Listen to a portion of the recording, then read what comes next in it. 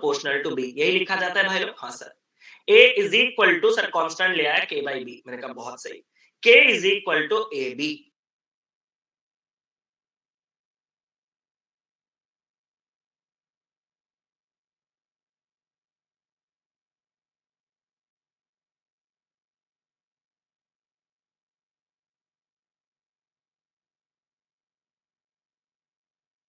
मैंने कहा बड़ा सा यूनिट है। अगर मैं आपसे कहूं कि 9 15 का मतलब 9 एप्पल का कॉस्ट अगर 15 रुपए है और 6 क्वेश्चन मार्क का मतलब तो 6 एप्पल का कॉस्ट कितना होगा, तो कितने लोग एग्री करोगे ये सवाल वही भी था। ये सवाल डिट्टो वही था। ये सवाल डिट्टो वही था कि 9 एप्पल का कॉस्ट अगर 15 तो 6 एप्पल का कॉस्ट कितना। अब मैं आपसे कहना चाहता हूं सर, यूनिटरी मेथड में हम पहले एक एप्पल का हिसाब लगाते हैं। 9 एप्पल अगर 15 तो एक एप्पल आपका हो जाएगा 15/9। तो 6 एप्पल का जो कॉस्ट होगा वो एक एप्पल जितना होगा उसका 6 गुना होगा। 3 में कट करोगे 2, 3 में कट करोगे 3, 3 में कट करोगे 5, 5 दूनी कितना हो जाएगा 10। जानते हो मैंने आपको इस एडवांस मेथड के थ्रू क्यों लिया? जरूरत नहीं था। हम जाते तो 5-10 मिनट बचा के यहीं से निकल जाते। हाँ या ना? ये दोनों चीजें हमें बताने की जरूरत नहीं थी, बट ये मैं आपको इसलिए बताना चाहता हूँ कि आपके साथ फ्यूचर में धोखा ना हो जाए। धोखा क्या? चीजें हमेशा डायरेक्ट प्रोपोर्शन में हो ऐसा जरूरी नहीं है। सर मैं समझा नहीं। अभी तक जो एग्जाम्पल चल रहा था वो किसका चल रहा था? सर डायरेक्ट का। बिल्कुल सर। सर डायरेक्ट प्रोपोर्शन का चीज क्या होता है? डायरेक्ट प्रोपोर्शन का चीज होता है कि अगर एक चीज बढ़ेगा तो उसके साथ जो दूसरा वाला चीज है वो आपका क्या होगा? वो आपका कम होगा। आयुषी हम लोग लास्ट में बात करते हैं यार, अभी फोकस कीजिए क्लास पे। तो अगर मैं बात करूं तो डायरेक्ट प्रोपोर्शन क्या होता है, इनडायरेक्ट प्रोपोर्शन क्या होता है, थोड़ा इसके पास हम घूम के आते हैं। डायरेक्ट प्रोपोर्शन मतलब जब दो चीजें डायरेक्टली प्रोपोर्शनल होते हैं एक दूसरे को, तो एक चीज के बढ़ते ही दूसरा वाला चीज बढ़ने लग जाता है और एक चीज के कम होते ही दूसरा वाला चीज कम होने लग जाता है। क्या यहाँ तक बात साफ है? हाँ सर। अगर मैं आपसे कहूं कि यहाँ पे आपके पास डायरेक्ट प्रोपोर्शन वाला चीज है तो आप मुझे क्या कहोगे? सर डायरेक्ट प्रोपोर्शन वाला चीज है, मैं समझा नहीं, मैं आपको बताना चाहता हूँ। इससे पहले मैं आपको एक चीज कहना चाहता हूँ कि इनडायरेक्ट प्रोपोर्शन वाला चीज अगर आपने जिंदगी में कभी सुना है तो वो कहां कहां लगता है? बस एक चीज बताओ मुझे, अगर आपने इनडायरेक्ट प्रोपोर्शन वाला चीज कहीं सुना है तो वो कहां कहां लगता है, पहले वो बताओ मुझे। Volume increase. वॉल्यूम मेरे साइड से नहीं, रश्मि जी सब कुछ सही है, आप अपना वॉल्यूम इंक्रीज थोड़ा कर दीजिए, अपने साइड से तो कुछ नहीं है, सब बढ़िया है। टाइम अब मैं जब आपको डायरेक्ट प्रोपोर्शन की बात करता हूं तो मैं आपसे कहना चाहता हूं कि ए इज टू बी। इसका मतलब है कि ए जो है वो बी के साथ डायरेक्टली प्रोपोर्शनल लगता है। मतलब A is directly proportional to B. यहां तक बात साफ है। मैं आपसे एक सवाल पूछना चाहता हूं, क्या प्रोपोर्शनलिटी को लेके आप कोई भी क्वेश्चन को सॉल्व कर सकते हो? नहीं।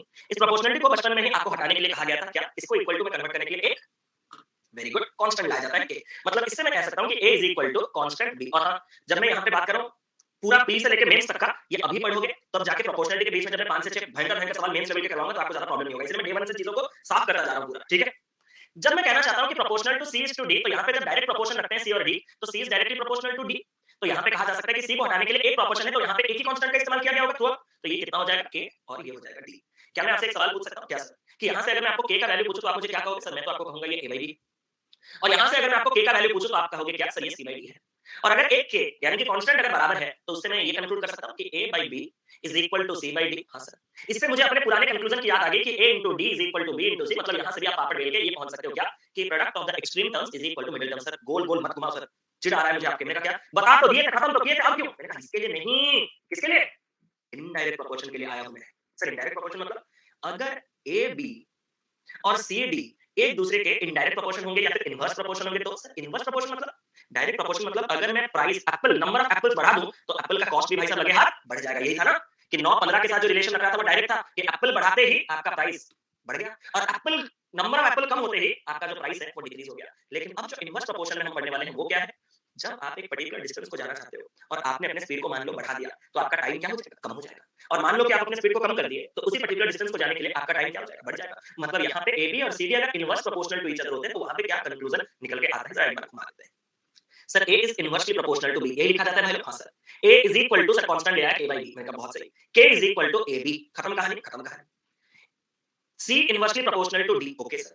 C is equal to K by D, क्योंकि कांस्टेंट को हटा के हमने equal to sign, sorry proportional को हटा के हमने इक्वल साइन के साथ एक कांस्टेंट एसोसिएट कर दिया। K इज इक्वल टू कितना हो जाएगा CD। अगर K वैल्यू बराबर है तो यहाँ का कंक्लूजन क्या है? यहाँ का कंक्लूजन है कि AB is equal to CD। जैसे यहाँ पे एक्सट्रीम टर्म्स का प्रोडक्ट और मिडिल टर्म्स का प्रोडक्ट कांस्टेंट रहता है, यहाँ पे इन्हीं दोनों का ही प्रोडक्ट कांस्टेंट रहना चाहिए। सर सत्य है? मैंने कहा सत्य है। सर कैसे? स्पीड बढ़ाओगे तो टाइम कम होना जरूरी है क्या? बस हाँ या ना में जवाब दो। मैं बहुत स्पीड बढ़ा दिया लेकिन टाइम कम होना जरूरी है क्या? हस, परम सत्य, बिल्कुल नहीं, असत्य। अगर मैंने बहुत स्पीड बढ़ा दिया लेकिन उस हिसाब से मैंने डिस्टेंस भी और बढ़ा दिया, मैंने डिस्टेंस भी और बढ़ा दिया, तो समय कम लगेगा क्या? नहीं ना। समझ गया मेरा क्या कहने का मतलब है? कि स्पीड बढ़ाने के साथ अगर तुम्हें समय कम लगने की बात छेड़ी गई है तो आपका क्या कांस्टेंट रहना चाहिए? Distance. And listen guys, listen, this was your speed and this was your time, and if you are multiplying AB then you are multiplying ST, and ST is equal to क्या? Distance. The distance should be constant, and the same thing happens with man and days. How many of you जो कि नए prepare कर रहे हैं but they have gone through time and work chapter and seen this formula m1d1 is equal to md2, देखे हो ना भाई? सच बताओ, कसम से बोलो, देखे हो या नहीं? देखे हो या नहीं? अब मैं आपसे कहना चाहता हूं कि मान लेते हैं m1 लोग d1 डेज में काम कर सकते हैं और m2 लोग d2 डेज में काम कर सकते हैं। क्या आप मेरा पहले सवाल का उत्तर दे सकते हो? सर क्या? सर यहाँ पे m1 और d1 एक दूसरे के डायरेक्ट प्रोपोर्शन है या इनडायरेक्ट? बस इतना बता दो। डायरेक्ट है या इनडायरेक्ट? बस इतना बता दो, जल्दी बताओ। इनडायरेक्ट भाई। सर ऐसा कैसे? क्योंकि लोगों की संख्या बढ़ाते ही अगर आपने काम को कांस्टेंट रखा है तो आपके दिन कम होने वाले हैं, और अगर ये इनडायरेक्टली प्रोपोर्शनल होते हैं तो इनडायरेक्ट प्रोपोर्शन में हमारा नियम क्या निकल गया है कि जो दोनों रेशियो है उनका प्रोडक्ट हमेशा कांस्टेंट रहता है। And this is the conclusion, and this is the conclusion, m1d1 is equal to m2d2। आगे बहुत सी जगह इसका इस्तेमाल आएगा, मैंने बस आज इसका डेमो तरीका दिखा दिया कि भाई डायरेक्ट प्रोपोर्शन चीज होता क्या है, इनडायरेक्ट प्रोपोर्शन चीज होता क्या है। तो कल अगर कोई आपसे 9, 10, 15 क्वेश्चन मार्क दे दे, सुनो सुनो सुनो, अगर उसने कुछ भी मेंशन नहीं किया होगा तो वो मैंडेटोरीली किसके बारे में बात कर रहा था? Direct proportion. क्या ये पहला स्टेप क्लियर है? लेकिन अगर उसने कहा कि if the ratios are indirectly related to each other then find the value of question mark, तो उस टाइम पे आंसर क्या होगा? सर लिखा है ना शांतु जी, आप अगर सुनते तो आपको समझ में आ जाता क्वेश्चन पूछने के जगह, है ना? मैंने क्या कहा? अगर उसने लिखा होता कि this ratio is indirectly proportional to each other, वो बोला होगा, आपके क्वेश्चन टाइपिंग में आंसर चला गया क्वेश्चन का, ठीक है? तो वहां पे क्या होगा? आपको पता है कि इन दोनों का प्रोडक्ट हमेशा सेम होता है, तो इन दोनों का प्रोडक्ट अगर 90 है तो ये प्रोडक्ट को 90 बनाने के लिए एक चीज क्या होता है? सर ये हो जाता है आपके पास 6। क्या यहां तक ईच एंड एवरी इंडिविजुअल को क्लियर है? नहीं, कोई नोटेशन में कोई प्रॉब्लम नहीं होगा, ठीक है? और हां, मैं आपको एक चीज बता दूं, ये जो इनडायरेक्ट प्रोपोर्शन की ये जो क्वेश्चन है, आप सच बताओ, दिल में हाथ रख के, आपको अपने जिंदगी में बैंकिंग एग्जाम में ये कभी पूछा है? सच बताना। बस ये मेरा फर्ज है भाई, ये मेरा फर्ज है। ये एसएससी में बहुत ज्यादा आता है। बस ये मेरा फर्ज है कि एसएससी में ऐसे क्वेश्चन जो देखने के लिए मिलते हैं कि डायरेक्ट प्रोपोर्शन में क्या होता है, ये क्या होता है, वो क्या होता है, मैंने बस उसको मैंने बता दिया, ठीक है? नहीं तो चैप्टर कंप्लीट नहीं लगेगा ना। अब मैं कुछ और चीजों के पास आना चाहता हूं। सर क्या? मैंने कहा मैं बस आपसे एक सवाल पूछना चाहता हूं। आपका एक प्रोपोर्शनल सिंबल आने के लिए कम से कम 2 रेशियो की रिक्वायरमेंट होती है। आप ध्यान से सुनना, अब जो चीजें हैं ये डेफिनेशन 5 मिनट में लूंगा, एक ही बार में समझेंगे इस चीज को, हां? और कंपोनेंट और डिविडेंड को क्वेश्चन के फॉर्म में डालूंगा, ठीक है? एक रेशियो ये, एक रेशियो ये। आपको एक प्रोपोर्शनलिटी का सिंबल के लिए कम से कम 2 रेशियो चाहिए, तब जाके आप उनको उसके बीच में डाल सकते हो। यहां तक बात साफ। तो आपके पास अगर 4 एलिमेंट्स प्रोपोर्शन में है, ठीक है? या फिर 4 एलिमेंट्स, इसको एक और नाम से कहा जाता है कंटीन्यूअड प्रोपोर्शन। जब मैं कंटीन्यूअड प्रोपोर्शन लिखता हूं, जब मैं कंटीन्यूअड प्रोपोर्शन लिखता हूं तो मैंडेटरी नहीं है कि मैं इनको इस सिंबल में लिखूं। मैं इनको a, b, c, d में भी लिख सकता हूं, क्योंकि मैंने a b c d के बारे में कुछ और एक्स्ट्रा एडिशनल इंफॉर्मेशन आपको दे दिया कि a b c d are in continued proportion. तो उसका कंक्लूजन क्या होगा कि a b के साथ जो रिलेशन रख रहा होगा c d के साथ वही रिलेशन रख रहा होगा। फॉर एग्जांपल, जो लोग डाउट में है मैं उनको कहना चाहता हूं, if m z q and r are in continued proportion, continued proportion। तो भाई साहब मैं आपसे एक सवाल पूछूं, अगर कोई बोले कि इसका मतलब क्या है, तो मतलब बड़ा साफ है कि अगर ये सब कुछ कंक्लूड मतलब आपके कंटीन्यूअड प्रोपोर्शन में है तो m z के साथ जो रेशियो कर रहा होगा q r के साथ वही रेशियो कर रहा होगा। यहां तक बात साफ है? यहां तक बात साफ है? ठीक है सर, ये तो 4 एलिमेंट कंटीन्यूअड प्रोपोर्शन में हो गए। हां, इसको कहा जाता है फोर्थ प्रोपोर्शन, इसको कहा जाता है फोर्थ प्रोपोर्शन, ठीक है सर? इसको कहा जाता है फोर्थ प्रोपोर्शन। सर इससे कुछ क्वेश्चन बनेगा? मैंने कहा बिल्कुल बनेगा। सर कैसे? if 9, 6, 15 and a are in continued proportion। भाई थोड़ा हैंडराइटिंग का ध्यान रख लेना, मैंने एक बार लिखा है, टाइम नहीं है। Then find a। क्वेश्चन सुने कि सर, मैंने कहा अगर 9, 6, 15 और a कंटीन्यूड प्रोपोर्शन में है तो a का वैल्यू बताओ। सर आपने कंटीन्यूड प्रोपोर्शन कहा तो मतलब इनके बीच का जो रेशियो, इनके बीच का वही रेशियो। सर एक बात आप भूल गए। मैंने कहा क्या? आपने डायरेक्ट इंडायरेक्ट का मेंशन नहीं किया। जब जब मेंशन नहीं किया जाएगा भाई लोग, तब तक सब कुछ डायरेक्ट नहीं चलेगा, और बुक में हर जगह डायरेक्ट इनडायरेक्ट के बारे में बहुत कम ही जिक्र किया जाता है। तो अगर डायरेक्ट प्रोपोर्शन है तो क्या मैंने नहीं आपको पढ़ाया था कि इन दोनों का प्रोडक्ट इन दोनों के प्रोडक्ट के साथ बराबर होता है? हां सर, इन दोनों का प्रोडक्ट इन दोनों के प्रोडक्ट के साथ बराबर होगा। मेरे सवाल का उत्तर दो, इन दोनों का प्रोडक्ट कितना आ रहा है? सर 90। तो इन दोनों का प्रोडक्ट भी कितना आना चाहिए? 90। और अगर ये आना चाहिए तो a का वैल्यू कितना आना चाहिए? सर a का वैल्यू 10। ये तो मैंने मुंह जुबानी आपको बता दिया, लेकिन बुक्स में इसका एक और पूरा का पूरा अलग से डेरिवेशन है, पता है आपको? कि if they are in continued proportion then if this is, यहां पे इसको z लिख लो या फिर इसको d लिख लो ना, अच्छा लगेगा। अगर हम इसको A, इसको B, इसको C, इसको D कंटीन्यूअस प्रोपोर्शन में ट्रीट कर रहे हैं, तो A into D product of extreme terms is equal to B into C product of middle terms. और अगर आपको D चाहिए, जैसे कि कमेंट भी आ रहा था, तो वो क्या हो जाएगा B into C by A। क्या सच में आपको ये रखने की रिक्वायरमेंट है भाई? सच बताओ, खुद से दिल पे हाथ रख के बताओ, क्योंकि ये रट के आपको ज्यादा टाइम लगेगा, बिना रटे आपको कम समय लगेगा, क्योंकि product of the extreme terms product of the middle terms. लेकिन इस डेरिवेशन का काम आएगा, ये नहीं कि इस डेरिवेशन का काम नहीं आएगा। जैसे कि B into C 6 into 15 बटे में जब आप 9 करोगे, तो 3 2 बार 3 3 बार 3 5 बार 5 दूनी 10। तो सर सच में ये फार्मूला काम में आएगा? मैंने कहा आएगा। सर कैसे? What do you mean by if A, B and C are in continuous proportion? Sir 3 element? मैंने कहा हाँ। सर सच्ची? मैंने कहा हाँ। सर एक प्रोपोर्शन आने के लिए तो 2 रेशियो कम से कम चाहिए ना। अब 3 एलिमेंट को मैं कंटीन्यूअस प्रोपोर्शन में कैसे लाऊं? ये मेरा काम है। जब 3 एलिमेंट कंटीन्यूअस प्रोपोर्शन में, देखिए उसका कंक्लूजन क्या होता है पता है? मतलब वो क्या कहना चाहता है? वो ये कहना चाहता है कि A B के साथ जो रेशियो बना रहा है, B C के साथ वही रेशियो बना रहा है। क्या ये चीज ईच एंड एवरी इंडिविजुअल को क्लियर है? अगर आपने ये लाइन लिख लिया, अगर आपने ये लाइन लिख लिया, तो कल अगर कोई आपसे बोले कि 6 9 क्वेश्चन मार्क, आप मेरी बात को सुन रहे हो? If 6 9 and question mark are in continuous proportion, find question mark, तो भाई साहब कोई भी स्क्वायर इज इक्वल टू ऐसी की आपको रिक्वायरमेंट नहीं होगी। क्यों? क्योंकि आपने यहाँ पे 6 और 9 और यहाँ पे 9 और क्वेश्चन मार्क लिख लिया है। ओके सर, तो सर मैं आपसे एक सवाल पूछना चाहता हूँ। मैंने कहा कि सर अगर ये कंटीन्यूअस प्रोपोर्शन में है, तो इन दोनों का प्रोडक्ट बहुत गंदा हो गया ना। डेसिमल में आ रहा है, हाँ एडजस्ट कर लो ना, नहीं तो थोड़ा चेंज कर लेते हैं, कोई टेंशन वाली बात नहीं। 8 अट्ठे 64, 64 में ये 36, 64 में 6 नहीं जाएगा, नहीं क्या कर दें? 6 5 पंजे 3, क्या करें? 4 कर दो। ऐसे वही रहने दो, वही रहने दो यार, टेंशन किस बात का, वही रहने दो, ठीक है? तो मैंने आपसे कहा कि इन दोनों का प्रोडक्ट इन दोनों के प्रोडक्ट के साथ बराबर हो। इन दोनों का प्रोडक्ट कितना है? 81। तो इन दोनों का प्रोडक्ट भी 81 होना होगा। अगर दोनों का प्रोडक्ट 81 है, तो ये अगर 6 है, तो इसको कितना होना होगा? क्या आप सभी लोग मेरे साथ एग्री करोगे? This is 81/6। 3 में काटोगे 2, 3 में काटोगे 27, 27 बटे 2 13.5। लेकिन इसी चीज को जब आप किताब खोल के देखोगे, तो किताब ने आपको डराया होगा। कैसे? If really A, B and C are in continuous proportion, then A is to B should be proportional to B is to C। यहाँ तक बात साफ है। फिर उसने वही लगाया होगा, product of the extreme terms, यानी कि A into C is equal to product of the middle terms, यानी कि ये हो जाएगा आपके पास B स्क्वायर। और अगर आपको C का वैल्यू चाहिए थर्ड वाला, तो वो क्या हो जाएगा? B square by A। आप अगर वैसे भी करते तो यहाँ पे आपके पास B कितना है? सर B हमारे पास है 9, तो 9 का स्क्वायर 81 और A कितना है? 6। ऐसे भी आप 13.5 तक आ सकते हो। लेकिन क्या इसकी कोई रिक्वायरमेंट है? नहीं। आप बस इतना कंक्लूजन अगर याद रख लोगे कि ABC कंटीन्यूअस प्रोपोर्शन में है, तो उसका कंक्लूजन AB के साथ जो रेशियो होता है, BC के साथ वही रेशियो होता है। यहाँ तक बात साफ। आगे बढ़े थोड़ा, ठीक है सर, थोड़ा आगे बढ़ते हैं। अगर हम थोड़ा आगे बढ़ेंगे, तो मैं आपको एक चीज कहना चाहता हूँ। Find the mean proportion. सुने उसके बारे में?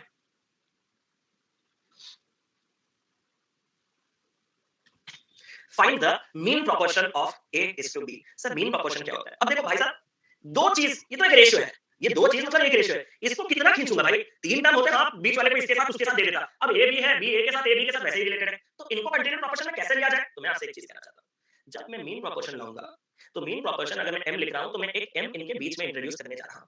सर अगर हम एक M इनके बीच में इंट्रोड्यूस करेंगे, तो नतीजा कंक्लूजन क्या होना चाहिए? वो M आते ही ये जो तीन टर्म्स है ना, ये तीन टर्म्स आपस में, ये तीन टर्म्स आपस में कंटीन्यूअस प्रोपोर्शन में रहने चाहिए। और अगर ये सच में तीन टर्म्स आपस में कंटीन्यूअस प्रोपोर्शन में रहने चाहिए, तो इसका कंक्लूजन भाई बड़ा साफ है कि A और M का रेशियो, M और B का रेशियो बराबर होना चाहिए। मतलब कल अगर कोई आपसे एक सवाल दे दे, सर क्या?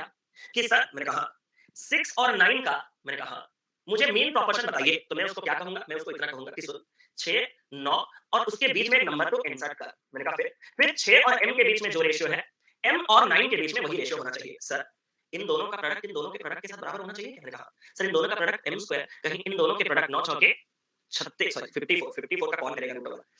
4 कर दो ना मेरे लिए, कर सकते हो? 9 चौके कितना हो गया? 36। तो M का वैल्यू कितना हो जाएगा? M का वैल्यू हो जाएगा आपके पास 6। और अगर ये 6 हो गया, तो आपको वही चीज बुक में एक फार्मूला की तरह दिया होगा। पता है आपको बुक में कैसे फार्मूला की तरह दिया होगा? जरा बताओ। वो बोला होगा कि M into M, वही चीज है, M square, A into B यानी कि AB। और M स्क्वायर अगर आपके पास AB है, तो M is equal to under root of AB। लेकिन मैं आपसे बस एक छोटा सा चीज कंक्लूड करना चाहता हूँ। क्या आपको जितने सारे फॉर्मूले दिए गए हैं, उन फॉर्मूले को याद रखने की कोई रिक्वायरमेंट है? नो। भाई साहब जब चार टर्म्स कंटीन्यूअस प्रोपोर्शन में होते हैं, तो इन दोनों का रेशियो इन दोनों के रेशियो के साथ बराबर। क्लियर? क्लियर। जब तीन टर्म्स कंटीन्यूअस प्रोपोर्शन में होते हैं, तो इनका रेशियो इनके रेशियो के साथ बराबर। क्लियर? क्लियर। जब एक रेशियो के बीच में एक मीन प्रोपोर्शन एस्टैब्लिश किया जाता है, तो वो मीन प्रोपोर्शन आते ही पहले एलिमेंट के साथ जितना रेशियो, अगले एलिमेंट के साथ उतना रेशियो बनाता है। क्या इतना कॉन्सेप्चुअली मैंने आपको साउंड कर दिया है कि बिना फार्मूला के आप ये सारी चीजें, ये आजकल आपको मेंस में जरूरी हो रहे हैं, ये आपको आजकल मेंस में जरूरी हो रहे हैं, ठीक है? तो इसीलिए मैंने इसको डिटेल में पढ़ाया, नहीं तो मैं पहले क्लास में इतना डिटेल में नहीं पढ़ाता था। अब मेरा आपसे एक चीज है, क्या आपको कुछ और नोमेनक्लेचर जानने की जरूरत है? हाँ, बस ऊपर ऊपर से, जो कि मेंस में अभी भी जरूरत हो रहा है। वो क्या है? आपने सुना होगा डुप्लीकेट रेशियो, बस नाम के लिए 1 मिनट में हार्डली लूंगा इसके लिए। शार्प 45 में हम स्टार्ट करेंगे मतलब conceptual questions. Duplicate ratio, triplicate ratio, सब डुप्लीकेट रेशियो, सब ट्रिप्लीकेट रेशियो,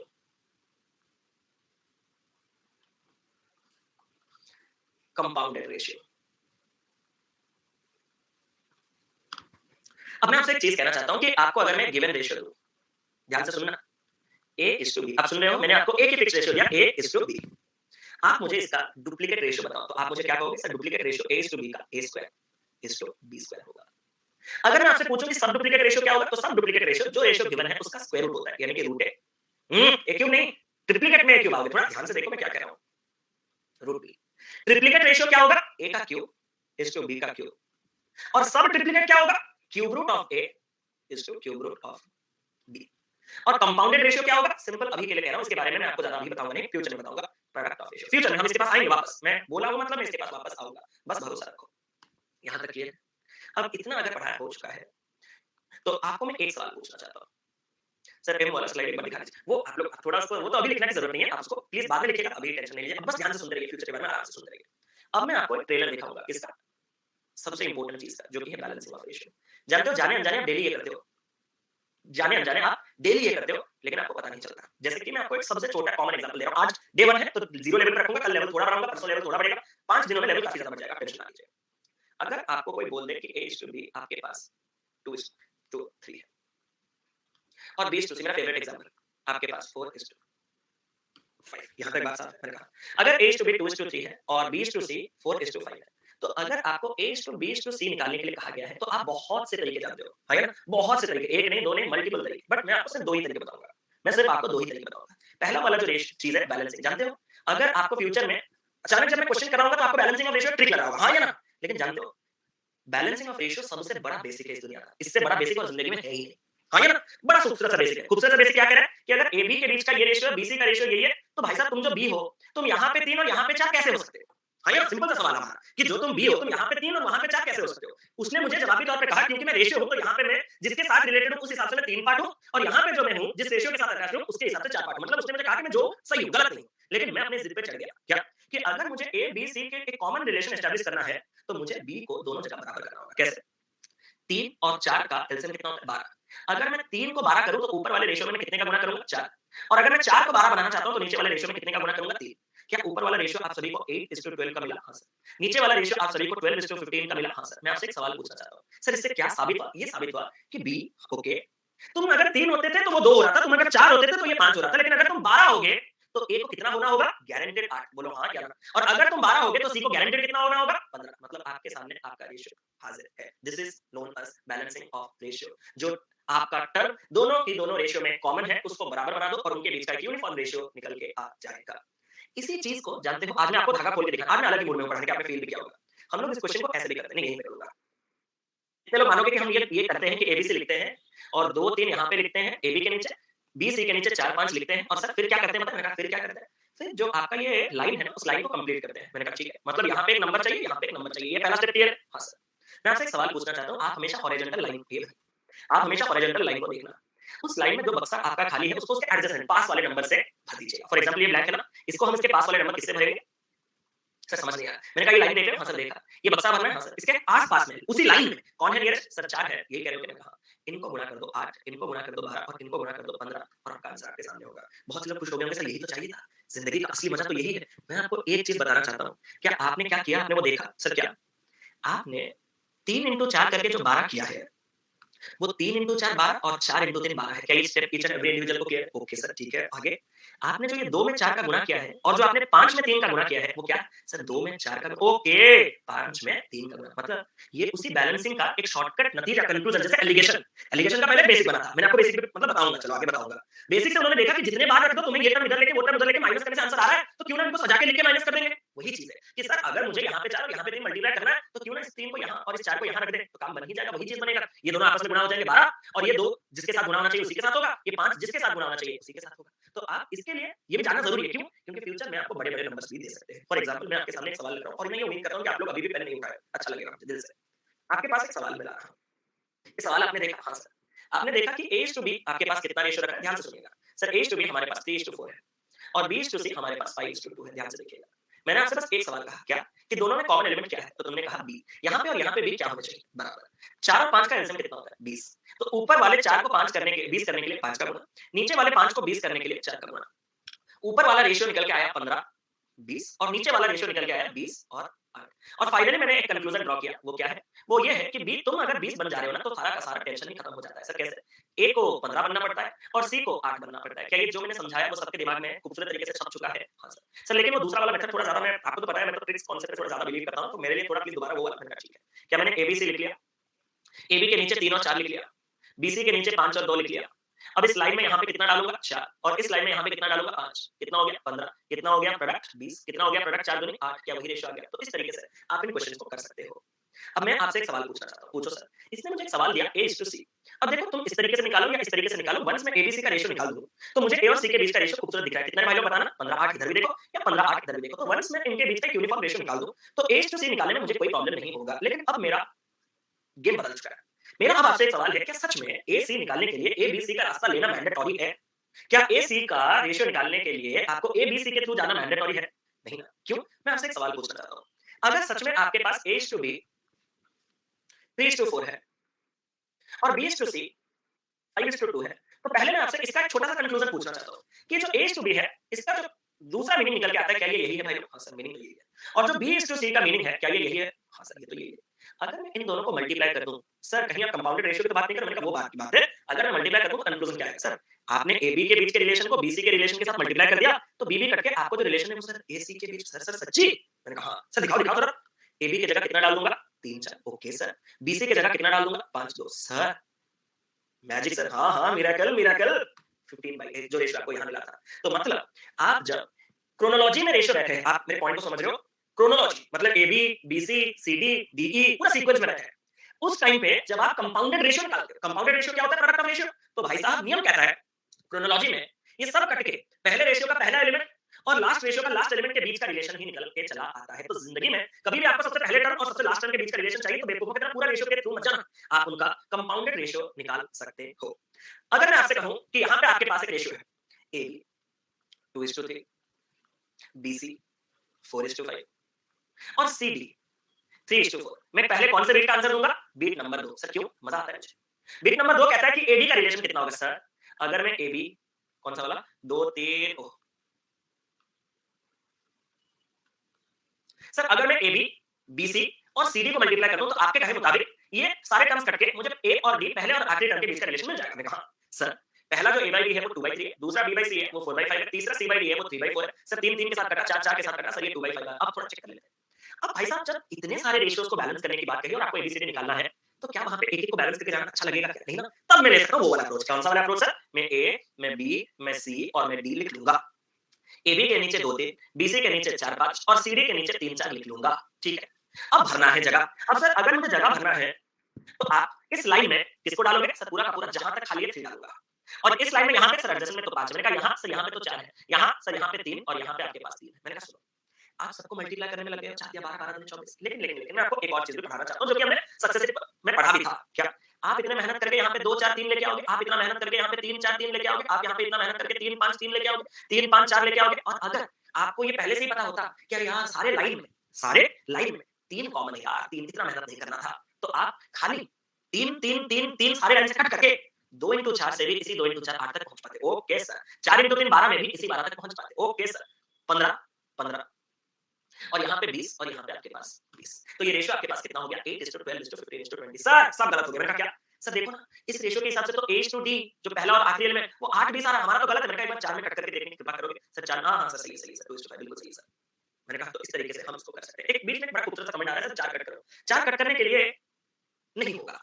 4 4 4 यहाँ से एक 4 में घर से लाऊं क्या?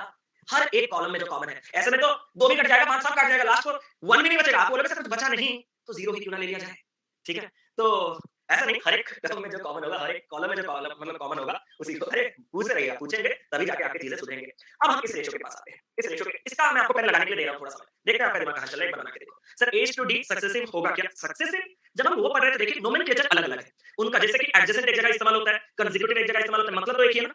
एडजेसेंट हो, आपके कंसेक्यूटिव हो, लेकिन वो टाइम टू टाइम अगर मैं कंसेक्यूटिव साइड्स बोलूँ तो अच्छा नहीं लगेगा। एडजेसेंट साइड अगर मैं एडजेसेंट नंबर बोलो तो सही होगा, लेकिन ज्यादा उसको कंसेक्यूटिव नंबर्स, तो उस तरीके से जब वहां डील कर रहे थे तो उसको सक्सेसिव कहा जाता था, यहाँ पे हम इसको कंपाउंडेड के नाम से जानते हैं, प्रोडक्ट ऑफ रेशियो। और कुछ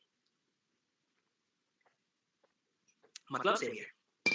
सर मैंने कहा, बड़ी खुशी से मैंने पेन उठा तो लिया, बड़ी खुशी से मैंने पेन उठा तो लिया, लेकिन सर ये तूने क्या किया? चलो 4381 आंसर आ रहा है, देख लेते हैं। सर अगर मैं आपको इसके पीछे का एक छोटा सा बैकग्राउंड बता दूं तो कितना मजा आ जाएगा। सर क्या बैकग्राउंड? बड़ा सिंपल है यार, रेशियो को कभी फ्रैक्शन और डेसिमल में मत रखना। क्या ये बात क्लियर है? अब एक और बैकग्राउंड पढ़ के चलो, बेसिक्स पहले तो बेसिक पे काम करना पड़ता है ना अपन को।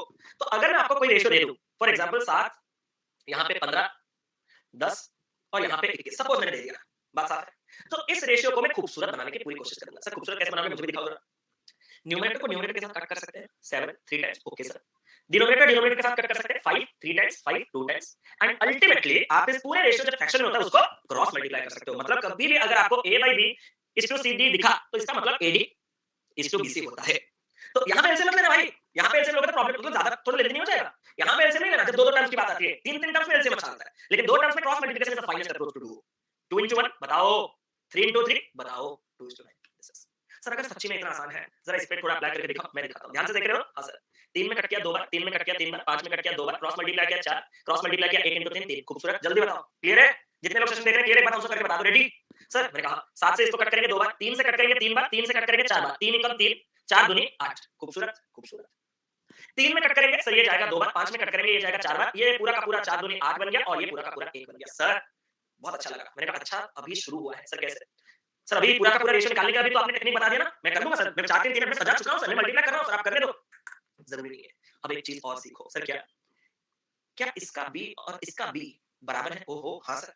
क्या इसका c और इसका c बराबर है? हां सर। मतलब this is what we call already balanced. आप लोग फ्यूचर में ये सारे टर्म सुनोगे कि हमारे रेशियो ऑलरेडी बैलेंस्ड है। मैं बताऊंगा जब आएंगे वैसे सवाल, यहां नहीं, आपके टाइम स्पीड डिस्टेंस और बहुत बहुत जगह आएंगे। तो इसी को कहा जाता है ऑलरेडी बैलेंस्ड। मतलब इस पे ऊपर अपने हाथ भी साफ नहीं करना है, कुछ नहीं करना है सर, कुछ नहीं करना है। तो एबीसीडी का रेशियो कैसे निकालूंगा? Simple sir. क्या एबी का रेशियो कितना है? 4 3। जब बी 3 होता है सी कितना होता है सर? 8। जब सी 8 होता है तो बी कितना? अरे वाह सर वाह, बढ़िया, खत्म। कर सकते हो। तो ये पॉइंट था सर, अगर बराबर नहीं होता तो मैंने पढ़ा दिया है ना, अगर बराबर नहीं होता मैंने पढ़ा दिया ना, तो मैंने बस ये एक एक्स्ट्रा पॉइंट दिया कि अगर बराबर हो तो बेवकूफों की तरह वो पूरा सॉल्व करने की जरूरत नहीं है। यहां तक बात साफ? हां सर यहां तक बात साफ है। मैंने कहा थोड़ा डेसिमल के पास अगर आए हैं तो इसके ऊपर भी हाथ साफ कर ही दिया जाए। मान हां सर, अगर कल आपको कोई बोले कि 7.2 is to 36 एक रेशियो है आपके पास, आप मेरी बात को समझ रहे हो? 7.2 और 36 एक रेशियो है। अब देखो आपका दिमाग इसको कहां तक लेके जाता है ये आपका कॉल है। फॉर एग्जांपल सबसे एक तरीका क्या है कि सर इस रेशियो में अगर अपन 10 से मल्टीप्लाई कर दें, अगर अपन 10 से मल्टीप्लाई कर दें तो सर ये 72 हो जाएगा और ये आपके पास 36 हो जाएगा और 360 हो जाएगा। और 70 टू 360 आपस में क्या रेशियो रखेंगे? 1:5। मतलब इस डेसिमल को हटाने के लिए आपको जितने का मल्टीप्लिकेशन करना है आप कर सकते हो। बट दिमाग लगा के, सर दिमाग लगा के मैं समझा नहीं। कल आपको एक रेशियो दिया जाएगा 2.25 और यहाँ पे सपोज दिया जाएगा, आप मेरी बात को समझ रहे हो? आप क्या इसमें 100 मल्टीप्लाई करके जाओगे? क्या रिक्वायरमेंट नहीं है, विद प्रैक्टिस आपको पकड़ में आ जाएगा। क्या आप मेरे एक सवाल का जवाब दे सकते हो?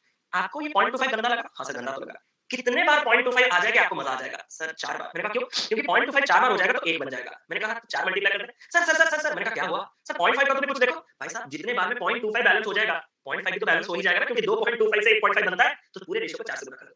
सर 2 चौके 8 और ये 1 9, साढ़े 3 का 4 गुना 7 7 14 और ये रेशियो बन गया आपके पास 9:40। तो कभी-कभार दिमाग का भी इस्तेमाल करो, हर जगह आपको मतलब बल नहीं लगाना है, बुद्धि लगाना है। हालाँकि आप जो कर रहे हो वो गलत नहीं है कि 2.25 है सर, 3.5 है सर करते हैं ना 100 से गुणा। मैंने कहा करो। सर 225 हुआ, सर ये 350 हुआ। सर 25 में कट करो ना 9, 25 में कट करो ना 1 और 4। आप भी सही हो, बट ये चीज़ विद प्रैक्टिस लाने की कोशिश करो।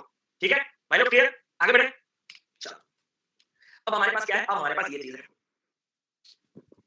इस क्वेश्चन को मैं आपको पेन लगाने की अनुमति दे रहा हूँ, थोड़ा करो।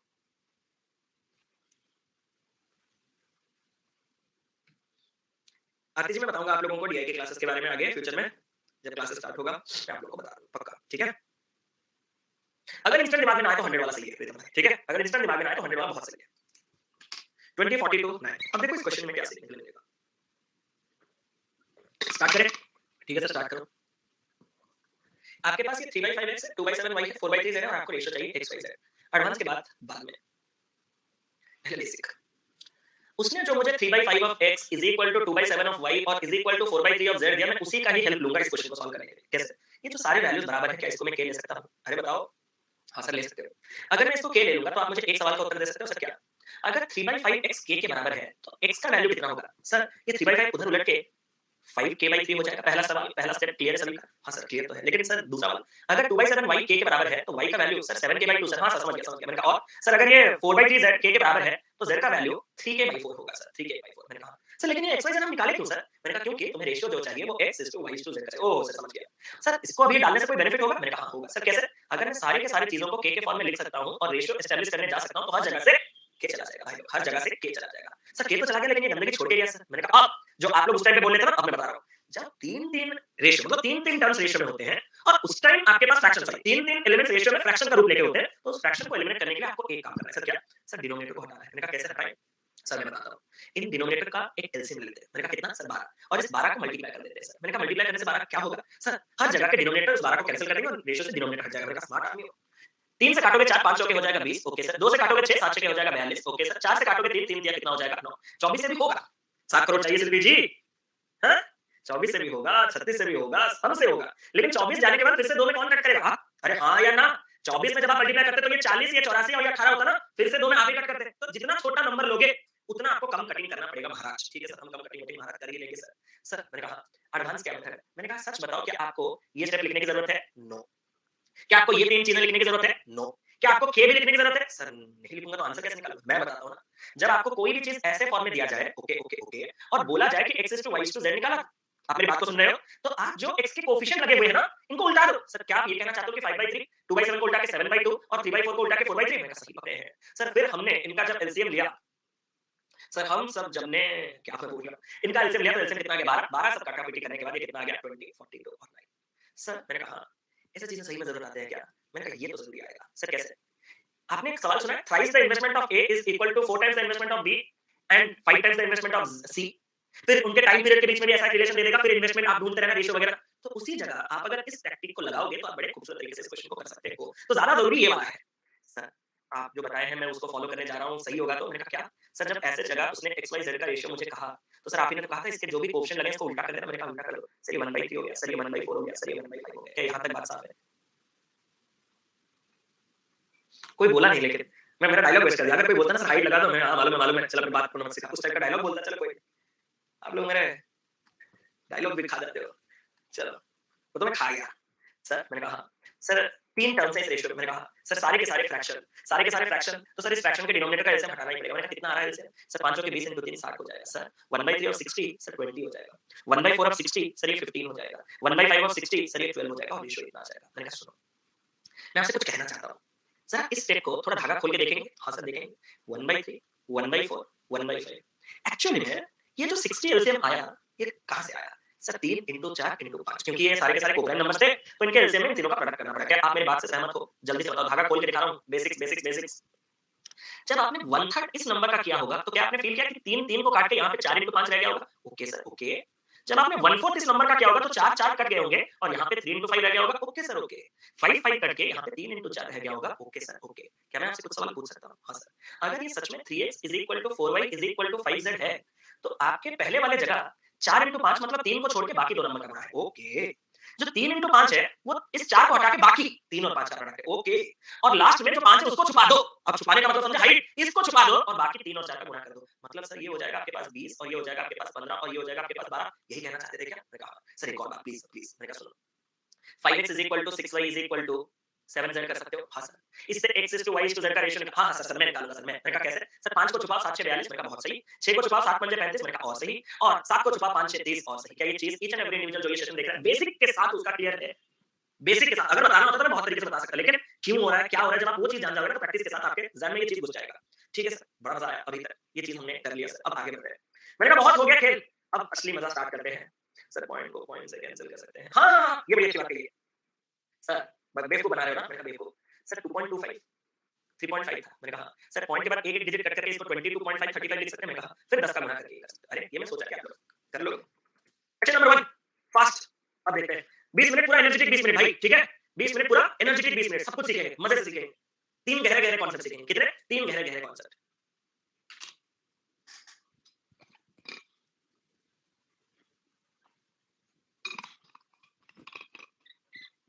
सर पहला सवाल ही मेन के लायक किया। अरे रुको, नहीं स्टार्ट करें? सर मैंने कहा हाँ, कि ये सवाल को पहले रखने में आपको क्या मजा आया? मैंने कहा 2 मजे। पहला मजा, आप में से कितने लोगों ने सीखा है कि यहाँ पे एबी का रेशियो, बीसी के रेशियो, सीडी के रेशियो, उससे यहाँ पे जाना है, ये पहला चीज। और सेकंड चीज कि भाई साहब, ये आपका हाथ अगले 5 दिन तक नहीं छोड़ने वाला। क्या ये चीज क्लियर है? सर सिर्फ 5 दिन, पूरे अरिथमेटिक जब तक खत्म नहीं होगा तब तक आपके हाथ परसेंटेज और रेशियो तो नहीं छोड़ने वाले, लेकिन रेशियो में भी परसेंटेज आपको नहीं जाने देगा, वो हर जगह आएगा। देखोगे कैसे? सर दिखाओ। Can I request everyone to kindly drop their pens? It's a sincere request to everyone, kindly drop your pens.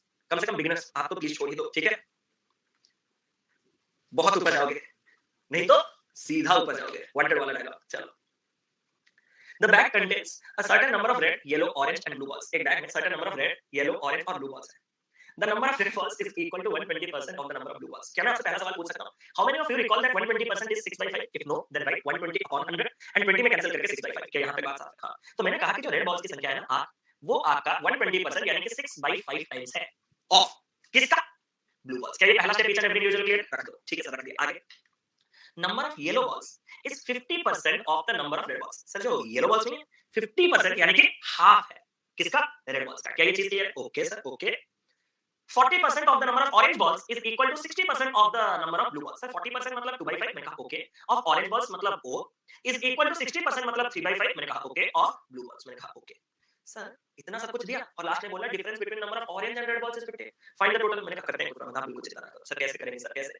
मैंने कहा क्या यहाँ से आपको रेड और ब्लू के बीच का रेशियो दिखा? सर दिखा। मैंने कहा कितना है? सर 6/5। क्या ये चीज ईच एंड एवरी इंडिविजुअल को क्लियर है? Okay sir. आप में से कितने लोगों को यहाँ पे y बाई रेड यहाँ पे दिखा 1/2? सर वो भी दिखा सर। मैंने कहा आप में से कितने लोगों को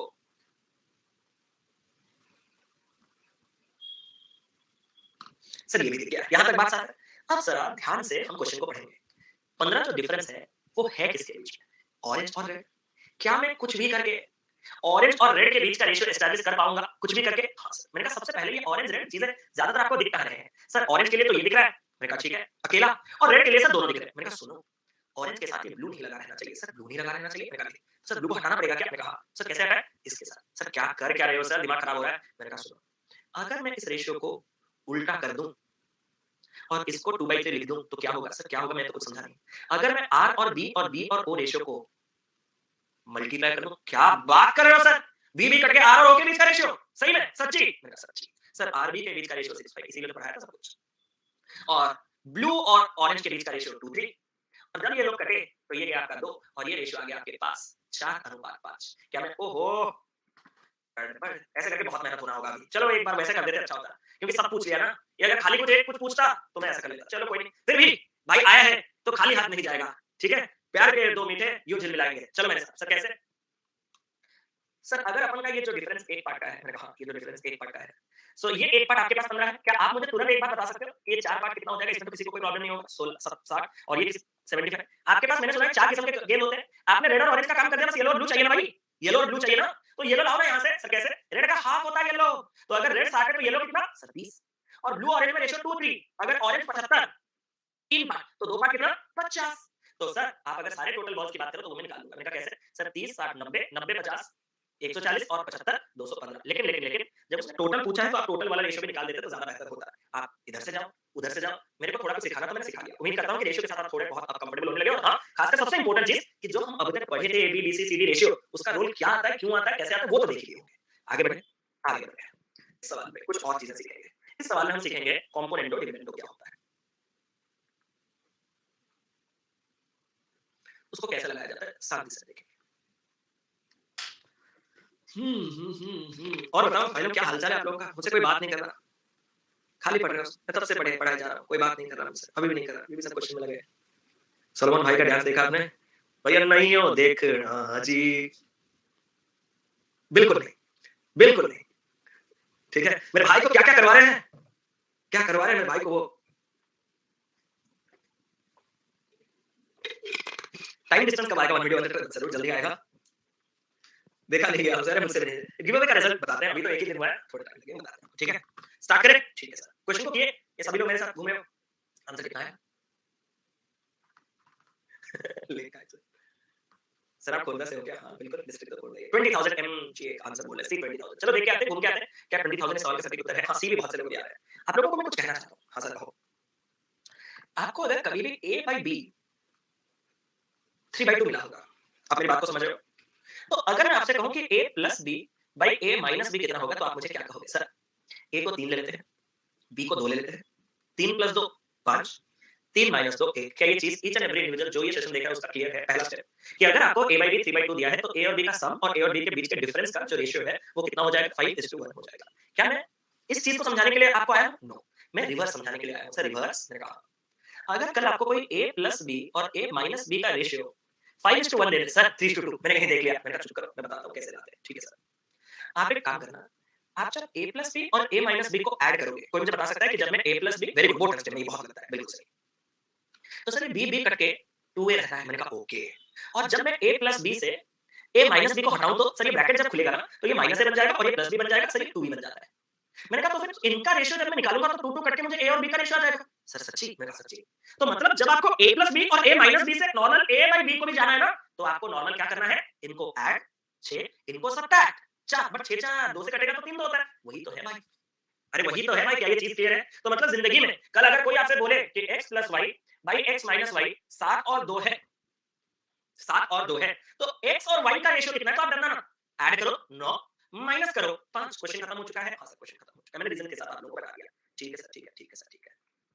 The ratio of the sum of the salaries of A and B to the difference of their salaries is 7:2. And the ratio of the sum of the salaries of B and C to the difference of salaries is कितना? If A salary is the highest and C salary is the lowest, तो मतलब A सबसे ज्यादा, C सबसे कम और B उनके बीच में, मतलब कम से कम इतना तो कंफर्म है कि A B में A बड़ा और B C में B बड़ा। तो अगर मैं आपसे कहूं कि आपके A और B के सम और A और B के बीच का जो डिफरेंस का रेशियो था वो था कितना? 7:2, यही ना? तो आप मुझे बताओ कि A और B के बीच का जो रेशियो होगा वो कितना होगा? सर 9 बटे में 5, अभी बड़ा है। सर सच्ची? मैंने कहा सर वैसे तो अगर देखा जाए तो B और C का सम और B और C के सैलरी का डिफरेंस 3 एक दिया है, वो क्या करूं? मैंने कहा तो B और C का निकालो। सर कैसे? Some difference. और सर अगर ये ऐसा आ गया तो अब मुझे क्या करना होगा? मैंने कहा देखो क्वेश्चन क्या पूछा है। सर उसने कहा है कि total of all there salaries is 66,000, तो मुझे बी का सैलरी बताना है। मैंने कहा ये तो तभी मुमकिन है जब आप ए बी सी के कंबाइंड रेशियो निकालो। हाँ सर तभी मुमकिन है। मैंने कहा सुनो एक काम करो। हाँ सर बताओ। ए बी आपके पास कितना है? सर 95। मैंने कहा बीसी कितना है? सर 21। मैंने कहा कितना हो गया? 10 और ये हो गया 2 और ये 5, सर 18 और ये 10 और ये 5। मैंने कहा अब क्या? सर इसने मुझे टोटल सैलरी 66,000 दिया था। मैंने कहा तुम्हारा टोटल सैलरी हो कितना रहा है? Sir 18 plus 5 23 plus 10 33 parts. अब हम पढ़ेंगे, इसको तो पढ़ा दिया, unitary method and ratio division method. Ready? आज पूरा बेसिक ही चलेगा यार, आज से बेसिक ही चलेगा, आज उससे ज्यादा कुछ नहीं चलेगा। ठीक है? अगर आपको जिंदगी में, अगर आपको जिंदगी में 27,000 4 3 और 2 के रेशियो में ब्रेक करना है तो यूनिटरी मेथड में कैसे ब्रेक कर सकते हो कि सर इसको देने हैं 4, इसको देने हैं 3, इसको देने हैं 2, तो 4 3 7 2 9, सबके पास मिला के 9 पार्ट जाने वाला है। और अगर 9 पार्ट जो सबके पास जाएगा वही टोटल 27,000 है, तो एक पार्ट जो होगा वो 27,000 बटे में 9 यानी कि 3,000 होगा। और अगर एक पार्ट 3,000 होगा तो ये 4 पार्ट जो है वो 4 इंटू 3,000 12,000, 3 इंटू 3,000 9,000 और 2 इंटू 3,000 6,000 होगा। उम्मीद करता हूँ जितने लोग सेशन देख रहे हैं इसमें किसी को कोई प्रॉब्लम नहीं होगा। ये है यूनिटरी। सर सी लोएस्ट है तो C plus B C minus B लिखना गलत, बिल्कुल गलत होगा। ठीक है? क्योंकि वैसे में नेगेटिव आ जाएगा ना, छोटे से बड़े माइनस करोगे तो गलत होगा। बी माइनस सी ही सही होगा। ठीक है? तो यहाँ पे आपके पास ये इसमें कोई प्रॉब्लम नहीं होगा किसी को? नहीं सर। अब मैं आपको आ रहा हूँ एक रेशियो डिवीजन मेथड क्या है। आपको कभी-कभार तीनों के तीनों ना चाहिए होके किसी एक की जरूरत होती है। मतलब 27,000 को 4 3 2 के रेशियो में ब्रेक करो और इसके पास कितना हिस्सा है वो बताओ। तो आपको ऐसा एक पार्ट जाने की कोई जरूरत नहीं, क्योंकि हो सकता था ऐसा। फॉर एग्जांपल मैं आपको एक खूबसूरत सी चीज और पढ़ाऊं। सर क्या? मजा आ जाएगा।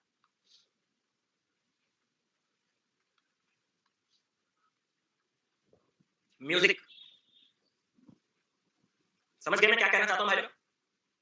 समझ गए ना? समझ गए तो मैं क्या कहना चाहता हूं? भाई साहब जब तुम इसको यूनिटरी में जाने की कोशिश करोगे 4 3 7 2 9 9 पार्ट जब तुम 28,000 के साथ बराबर करोगे तो तुम वहीं अटक जाओगे, क्योंकि तुम्हें एक पार्ट मिलेगा ही नहीं। लेकिन जो चाहिए था वो खूबसूरत तरीके से मिल सकता था। सर कैसे? अगर आपको ये चाहिए तो आपको क्या करना है? आपको सिर्फ 28,000 लिखना है जिसको बांटना है। ठीक है सर मैं बांटूंगा, मैं लिख लिया। अब इसको जो हिस्सा देना है वो हिस्सा यहाँ पे मल्टीप्लाई करना है और इसको जो 3 पार्ट का हिस्सा देना है वो टोटल कितने पार्ट से देना है वो डिवाइड करना है। सर 4 3 7 2 9 पार्ट से देना है, तो ये आपके पास 3 और ये गंदा हो गया, ये वैसे भी गंदा हो गया, ये 3 से भी नहीं जा रहा, 9 से नहीं जाता तो अलग बात होता। मेरे साथ म्यूजिक हो गया, मैं हार नहीं मानूंगा, मैं बहुत टैलेंटेड हूँ। क्या 9 पार्ट अगर 30,000 है तो एक पार्ट आ सकता है? ना ना ना ना। वो देखिए ना ऑल द बेस्ट मूवी, क्या तुमने गीता पढ़ी है? ना ना नेवर नेवर। उसी टाइप का 9 पार्ट यहाँ पे कितना है? सर 9 पार्ट यहाँ पे हमारे पास 30,000 है। तो भाई साहब मैं आपसे एक सवाल पूछना चाहता हूँ, तो 30,000 को मुझे बांटने हैं, इसके पास 3 हिस्सा देना है टोटल 9 में से, तो ये 3 3 यहाँ पे कर दिया और 3 यहाँ पे कैंसिल हो गए, कितना हो जाएगा? 10,000। बस एक बार छोटा सा कंफ्यूजन, क्योंकि मैं नंबर्स थोड़े गड़बड़ होने के कारण शायद आपको कंफ्यूज कर दिया हूँ, तो मैं आपको एक छोटा सा टास्क दे दूं। 7 8 3 4 2 5। आप लोग निकालने के फिराक में रहते हो ना, अब कोई निकालेगा भी नहीं, सब लोग पहले खुद को ड्रॉ कर दिए होंगे। ये मेरा टैलेंट है, ठीक है? कि जहां देखना हो वहां से देखना। ज़्यादा मत कुछ करना, ठीक है सर, ठीक है। अगर मैं आपसे कहूँ 9 7 16 5 21 24 ये वाला हिस्सा कितने का आएगा? तो आप मुझे क्या कहोगे? सर पूरा पैसा इतना है। मैंने कहा ओके। इसमें से इसको 5 पार्ट देना है तो इंटू का 5 मैंने कहा ओके। और सर 5 पार्ट जो इसको देना है 7 9 16 16 5 21 21 दिन टोटल 24 पार्ट में से इसको कैलकुलेट करना, जो भी आपका आंसर आएगा। क्या ये पॉइंट जो मैं आपको डिलीवर करना चाहता था वो सबको क्लियर है? हाँ सर। अब इससे सर करना क्या चाहता हूँ मैं आपको ये कहना चाहता हूँ। उसने मुझे बी का सैलरी पूछा तो और टोटल उसने तीनों को मिला के 66,000 सैलरी दिया तो 66,000 में से बी का हिस्सा कितना आएगा? 10 पार्ट। कितने में से? 28 5 33 में से। 33 से काटोगे तो सर ये हो जाएगा 2000 और 2000 इंटू 10। क्या आप सभी को इस सवाल का उत्तर जिधर से भी जाओ यूनिटरी जाओ या इस वाले मेथड से जाओ 20,000 मिला। हाँ। अगर मैंने आपको ये चीज सिखाया कि रेशियो में ऐसा डिवाइड किया जाता है तो एक लास्ट क्वेश्चन तो आज का बनना ही है। This is the last question for today. अगर हम आज इस क्वेश्चन को कर देते हैं तो आज आपको लगेगा कि हाँ कुछ प्रोडक्टिव सेशन से तो हमने डेफिनेटली एक्सपेक्ट किया है। ये क्वेश्चन आप सभी लोग देख रहे हो काफी कॉमन क्वेश्चन है। डे 1 में ये क्वेश्चन होता ही होता है हमारा। बस नंबर फिगर्स चेंज कर दिए होगा और कुछ नहीं। चलो लास्ट क्वेश्चन करते हैं। थोड़ा आप अपना दिमाग लगाओ। पढ़ो पढ़ो पढ़ो।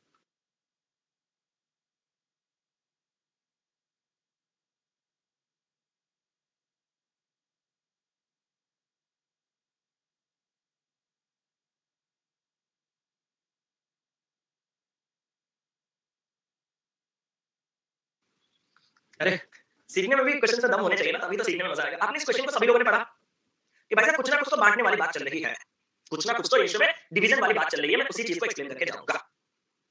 एक सम 20,000 रुपए का डिवाइड किया गया किनके किनके बीच में? ए बी और सी के बीच में। ऐसे डिवाइड किया गया कि जब 1000 रुपए 2000 रुपए और 3000 रुपए बी डिमिनिश्ड डिमिनिश्ड मतलब निकाल दिया गया from their shares respectively from their remaining sums shall be in the ratio 5:3:6. What would have been the ratio of their sums if rupees 2,000, 1,000 and 3,000 respectively were added to their original sum? आपने इतना जल्दी किया तो 2 3 3 3 6 भाई साहब आप लोग मुझसे भी टैलेंटेड हो जाओ, ठीक है? आप मुझसे भी टैलेंटेड हो जाओ। कुछ बच्चों ने क्या किया मैं बता देता हूँ कि सर मैंने कहा ये 20,000 रुपए में आपको 2,000 1000 और 3,000 यानी कि 6,000 रुपए जोड़ने हैं ना? मैंने कहा जोड़ने हैं। तो सर 20,000 में जब आप 6,000 जोड़ोगे तो वो 26,000 बन जाएगा ना? मैंने कहा 26,000 बन जाएगा। सर 26,000 मतलब वो जिसमें भी टूटना चाहिए वो 26 को तोड़ने का क्षमता रखना चाहिए कि नहीं रखना चाहिए? मैंने कहा रखना चाहिए। तो सर 4 1 5 3 8 क्या वो 26 को तोड़ सकता है? मैंने कहा नहीं। 6 3 9 2 11 क्या वो 26 को तोड़ सकता है? नहीं। 2 1 3 3 6 क्या वो 26 को तोड़ सकता है? नहीं। 4 3 7 6 13 क्या वो 26 को तोड़ सकता है? बिल्कुल। मैं वही देखा कि इतना फास्ट कैसे आंसर आ गया बे, ठीक है? थक रहा है बे। चलो, अब मैं आपसे इस क्वेश्चन को इस क्वेश्चन को कैसे सॉल्व करेंगे आप समझ लो, ठीक है? मैं इस रेशियो में थोड़े परिवर्तन करना चाहता हूँ। 3 4 और 6 6 3 और 4 6 4 और 3 मैंने ये अब भी तुम लोग डी के साथ ही जाओगे क्योंकि आप में तो टैलेंट बड़ा है, खूबसूरत से भरा हुआ है। 7 4 चलो, सर मेरा कमेंट हाँ, राहुल जी मैं क्वेश्चन को देखने के बाद आपका कमेंट देता हूँ, ठीक है? सो एक sum of rupees 20,000 is divided among A B and C such that अगर हम 1000 रुपए 2000 रुपए और 3000 रुपए उनके शेयर से हटा देंगे तो जो बचा हुआ पैसा है वो इस रेशियो में हो जाएगा। अब आपके पास स्टार्टिंग में कितना था? क्या आपको उसके बारे में कोई आइडिया है तीनों के पास? नो।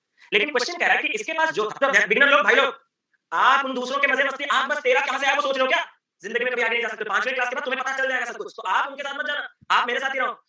हाथ छूट गया साथ छूट गया तो खत्म हो गया। तैयारी रुक गया, ठीक है? तो हाथ मत छोड़ना साथ मत छोड़ना मेरा। सर मैंने कहा सर ये तो उनका इनिशियल सम था। मैंने कहा कितना था मुझे नहीं पता था। मैंने कहा लेकिन सर इतना पता है कि इसके पैसों से अगर हम 1000 रुपए इसके पैसों के वजह से अगर हम 2000 रुपए और इसके पैसों से अगर हम 3000 रुपए हटा देंगे तो जो पैसा आ जाएगा वो 5 3 और 6 के रेशियो में हो जाएगा। क्या यहाँ तक बात साफ है? फिर आपका दिमाग कह रहा है कि करूँ तो करूँ क्या? 5 3 6 क्या कुछ अज़्यूम कर लूँ क्या? तो मैं आपसे कहना चाहता हूँ कुछ नहीं। क्या आप मेरा एक सवाल का जवाब दे सकते हो कि इनिशियल स्टेज में इसके पास और इसके पास मिला के जो टोटल होगा वो टोटल कितना होगा? सर वो टोटल 20,000 होगा। ध्यान से सुनिएगा। इस टोटल 20,000 में से तुमने इससे हटाया लेकिन मैं अगर पूछूं कि टोटल कितना हटाया तो आप मुझे क्या कहोगे? सर 5 या 6,000 मैंने हटा दिए। मैं आपसे एक सवाल पूछना चाहता हूँ, पूछो। हाँ सर। अगर आपने 20,000 में से 6,000 हटा दिए तो अब जो इन तीनों के पास मिला के होगा वो कितना होगा? सर वो तो 14,000 होगा सर। मैंने कहा और यही जो रिमेनिंग 14,000 इन तीनों के पास है मैंने सुना वो 5 3 और 6 के रेशियो में। सर क्या बात कर रहे हो? 5 पार्ट इसके पास, 3 पार्ट इसके पास, 6 पार्ट इसके पास तो 14 पार्ट तीनों के पास और तीनों के पास जो 14 पार्ट है वो अगर 14,000 है तो 1 पार्ट 1,000। तो एंड में जो इसके पास है वो 5 पार्ट 5,000 है। Okay sir. इसके पास जो है वो 3,000 है और इसके पास जो 6 पार्ट है वो 6,000 है। यहां तक बात सर। सर मैंने कहा इसके पास जो अभी 5,000 है ना वो उसके 1,000 निकालने के बाद वाला है। मैंने कहा तो शुरुआती तौर पे उसके पास कितना होगा पता है? मैंने कहा कितना? सर 6,000। सर 3,000 तो अभी है 2,000 निकालने के बाद तो स्टार्टिंग में कितना होगा पता है? मैंने कहा 5,000। 6,000 तो अभी है 3,000 निकालने के बाद कितना होगा पता है? मैंने कहा कितना? 9,000। यहां तक बात है। सर क्या हमें इनके बीच का रेशियो चाहिए था? मैंने कहा नहीं। तो सर हमें क्या चाहिए था? अगर मैं 2,000 1000 और 3,000 उनके ओरिजिनल शेयर में जोड़ दूं तो जो रेशियो आता है वो कितना? सर ओरिजिनल शेयर तो यही है 6,000 5,000 और 9,000। इसमें अगर मैं 2,000 जोड़ दूं तो कहीं इसके पास 8,000 तो नहीं बन जाएगा? मैंने कहा इससे अगर मैं 10,000 जोड़ दूं तो ये 6,000 तो नहीं बन जाएगा? मैंने कहा इसमें अगर मैं 3,000 जोड़ दूं तो ये 12,000 तो नहीं बन जाएगा? मैंने कहा बिल्कुल। सर अगर अपन को इन्हीं के बीच का रेशियो चाहिए तो सर 000 000 000 काटा 2 में काटा 4 2 में काटा 3 और 2 में काटा 6 तो रेशियो कितना आ गया 4:3:6। यही नहीं, अभी और सुनिए। तो मैं आपको एक चीज़ कहना चाहता हूँ, डिमिनिश्ड वैल्यू के साथ ऐड करिए। डिमिनिश्ड वैल्यू के साथ क्यों ऐड करो? उसने तो मुझे कहा कि were added to the original set और आप बोल रहे हो कि ये तो डिमिनिश्ड है, तो आप तो खुद ही सवाल का जवाब दे रहे हो, ठीक है? उसके साथ नहीं जोड़ूँगा क्योंकि सवाल ने नहीं कहा, ठीक है? ध्यान दीजिए, सवाल अच्छे से पढ़िए, नहीं तो सब गड़बड़ हो जाएगा। अब मेरा आप सभी के एक चीज़ मैं कहना चाहता हूँ, क्या सर? क्या आपके पास स्टार्ट वही बोल रहे थे, अच्छा, अच्छा, सार्काज़म एट इट्स पीक नहीं, चलो 20,000 ठीक है सर 20,000 आपको जो फाइनल रेशियो चाहिए वो इसके शेयर में कुछ, इसके शेयर में कुछ और इसके शेयर में कुछ, वो कुछ कितना है? सर कुछ 2,000, 1,000 और 3,000 यानी कि 6,000 है। ये जोड़ के बनाना होगा। मतलब ये जोड़ के आपके पास जो एंड में जिस रेशियो की तलाश है, वहाँ तक जो टोटल होगा, वो कितना होगा? 26,000 और 26,000 याद रखिएगा एक ऐसा रेशियो बियर कर रहा होगा जो कि यूनिटरी मेथड में टूट रहा होगा। आप मेरी बात को समझ रहे हो? मतलब इसके पास जो पार्ट है, इसके पास जो पार्ट है, इसके पास जो पार्ट है, वो टोटल पार्ट्स में वो टोटल 26,000 ब्रेक हो रहा होगा।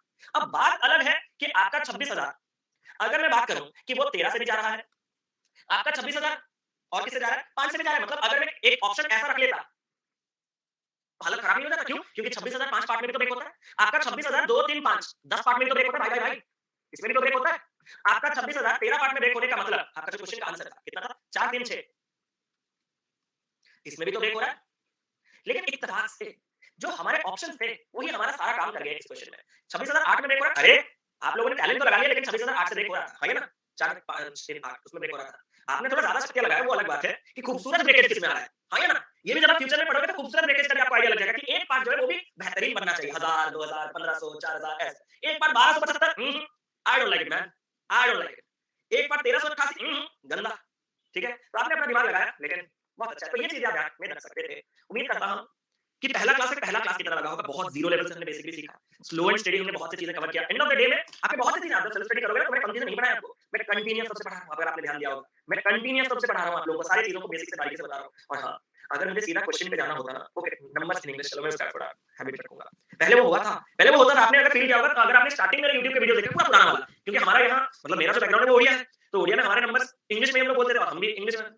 फिर जब हम इस लाइन में आए और ज़्यादा मास हमारा हिंदी वाला बन गया, फिर भाई साहब जो हुआ गुना-मुना करके, बटे-वटे करके, दिया-हुआ करके, भाई साहब अलग ही हो गया सब कुछ। ठीक है, चलो उसका भी कुछ ट्राई करते हैं हम लोग, ठीक है? तो चलता हूँ यार आज के सेशन को यही एंड करते हैं, 21 लाइन में आ गया सर। हाँ, अच्छा, हिंदी में भी सही है। Lovely session sir. चलो थैंक यू सो मच। बहुत धीरे गए हैं, हमने कुछ ज़्यादा आज कवर नहीं किया। मैं आपको ये चीज़ कहना चाहता हूँ, आप में से कल का क्लास प्लीज़ रिक्वेस्ट है कोई भी मिस मत कीजिएगा। अगर आपने कल और परसों वाला क्लास मिस किया तो आपको मैं फ्यूचर में कोई चीज़ अच्छे से ढंग से समझा नहीं पाऊँगा क्योंकि कल और परसों बैलेंसिंग वगैरह क्रॉस प्रोडक्ट मेथड इसका बहुत बड़ा इंपॉर्टेंट रोल रहने वाला है। तो कल अरे राहुल सिंह जी आपका क्या कमेंट है? डाउट बॉक्स तो मैंने बंद ही कर रखा है। राहुल सिंह जी का मैं एक बार कमेंट देख लूँगा, सबसे कुछ बोल रहे हैं। कहीं चला गया शायद। अभी डाल दो ना और एक बार, क्या बोलना चाहते हो? नेक्स्ट क्लास तो कल ही होगा आपका। सर आप अड्डा तोड़ दीजिए हम लोग ऐसे आप बोले थे कि खाने को। अच्छा अड्डा खोलेंगे चलो। हाँ, कल डाउट सेशन है लेकिन वो 12 बजे नहीं होगा। आज 4 बजे कुछ नहीं क्लास नहीं है। अब जाने दो सर। अरे राहुल सिंह जी, चलो कोई नहीं आप लेकिन कल हम सुनेंगे आपकी बात सबसे पहले। सबसे पहले मैं क्लास आऊँगा तो आपकी बात सुनूँगा उसके बाद स्टार्ट करूँगा। सर आपको बंगाली आता है? वो बचपन में याद है ना आप हर एक लैंग्वेज का आई लव यू याद करते थे। याद है? स्पेनिश वाला आई लव यू, फ्रेंच वाला आई लव यू, सारे आई लव यू याद करके बोलते थे। तो सिमिलरली अगर आप मुझे पूछ रहे हो कि बंगाली आता है कि नहीं? आमी तुम्हा की भालोबाशी उतना ही आता है। उससे ज़्यादा कुछ नहीं आता है। ठीक है? किसी ज़माने में आपने भी सारे लैंग्वेजेस में बोला होगा। ठीक है? तो ज़माना तो सभी का होता है। ठीक है? बुजुर्ग का भी ज़माना होता है, सबका ज़माना होता है। चलो। तो ठीक है यार, एंड करते हैं आज के सेशन को। कल फिर से मुलाकात करते हैं दोपहर 12 बजे। हाँ, आज रात के 9 से 10 बजे आप लोगों का month end doubt clearing session sorry month end Q and A session, खाली doubt clear month end Q and A session होगा। ठीक है? तो ज़रूर से आइएगा, करियर डिफाइनर पे होगा। आपके जो भी क्वेरीज़ हैं प्रिपरेशन रिलेटेड आप मुझसे वहाँ पे पूछ सकते हो। मैं ज़रूर आपका आंसर दूँगा। ठीक है? बिल्कुल यहाँ पे भी आप लोगों को बेनिफिट मिलेगा। आपने अगर 1 वीडियो 1 चैप्टर देखा है, यहाँ से अगर कुछ आपको एक्स्ट्रा तो मिलेगा, डेफिनिटली मिलेगा।